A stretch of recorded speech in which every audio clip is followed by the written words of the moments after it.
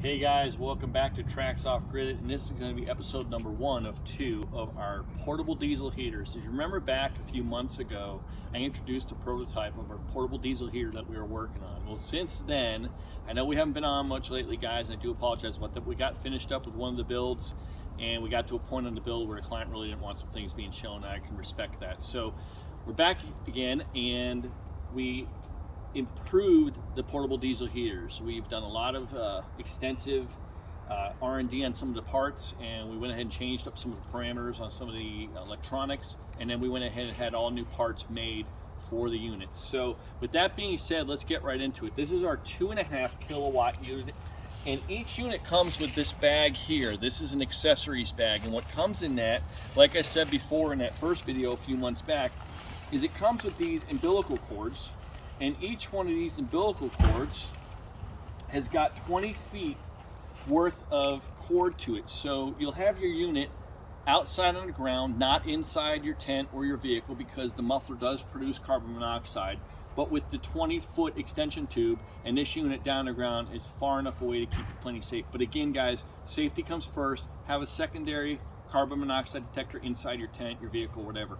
We also put those in all of our overlanders. We have 2 of them inside, a hardwired one and a battery backup just in the event. But again, like I said, guys, it comes with these 20-foot umbilical cords, and we also offer with these umbilical cords, and on the controller side, this one's right now set up with our electronic controller. As you can see here, it's a digital display, so you can set a whole bunch of different parameters: pulse rate in the pump, temperature, time for it to come on, time for it to turn off, and so forth. These units all have these watertight plugs. So once they get on there, there's no ring here, they lock into place. No water can get into the electronics and so forth for that. And we also offer it with a mechanical thermostat controller. Each one of these got a thermostat built to it, but this one's really simple. I like this the most out of all of them, and a lot of our clients are starting to go with these too. But it's very simple. Push the on button, that's it. You don't have to do another thing. Turn your dial to your desired temperature, and then when you guys get done, you go ahead and just hit the off, and the unit itself will go through the entire shutdown. You don't have to do anything, and it will shut itself off once it gets down to the cool down phase.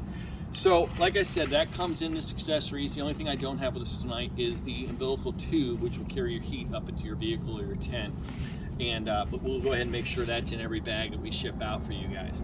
So now to show the unit, what we've done for improvements, we've had some new parts sent out and 3D printed off. We really wanted to streamline things and clean it up to make sure it looks really nice. As you can see, you have an extension nozzle here that you can hook your hose up to. This comes with a rubber cap that goes over it to keep any type of moisture out of it. If you want to store this outside your vehicle in your rack or something, you can do that.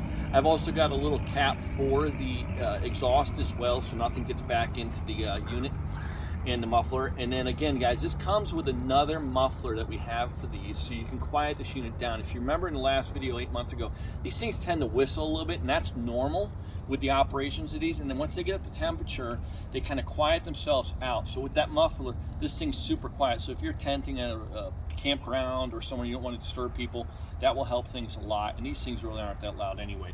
We also offer a 2-liter tank. This does not leak, so when the cap is on nice and tight, and this one's a little bit loose, you can lay this thing flat and the fuel doesn't fall out of it. One thing I will say, guys, do not run the unit like this. Keep it stood up. It runs properly then. You don't have to worry about any type of fuel backfeeding into the system, which can happen if it tips over. We've seen one instance where it tipped the wrong way and fuel started pouring out the actual dosing of the atomizer inside. On the back, we went ahead and put these waterproof connectors here. Each one snaps on. They have an O-ring in them. They also have dielectric grease, so it keeps it nice and clean from any type of moisture getting in there. And they just turn, simple click, they're back into place. We streamlined the intake on this as well. So this has got a water-resistant membrane on the inside, so water can't splash up into it if you're driving down the road, or a hard rain won't get inside the unit. If it does, it's still not going to hurt it, guys. We'll show you what we did on the inside here. We went ahead and we streamlined everything. We've got our controller box here, which has all of our electronics in it. The unit's very clean. We just wanted to clean everything up, considering the last unit we had a bunch of wires in there and stuff. You still have a couple things. You got the dosing pump's fuel line, and you got the wire going to the pump to make sure that it's operating properly. But that's it, guys. Very simple, very streamlined. We wanted to make sure it was nice and neat for you guys when you got it. and it's a nice clean setup when it's working. So in episode 2, we're going to go over the actual setup of the unit, how the unit functions, go through the setup process of putting the controllers on, and then we'll go through the dismantling process too, so everything's easy for you guys to understand. And again, this will come with a manual, so we'll go through those things as well. If you guys have any questions, reach out to us at info@traxoffgrid.com, or check us out on the web at traxoffgrid.com, or also look us up on Instagram at TRAX Off Grid. You guys have a great evening. We'll be looking forward to it. We'll be back with some new videos coming out real soon with some of the newer builds. Good night.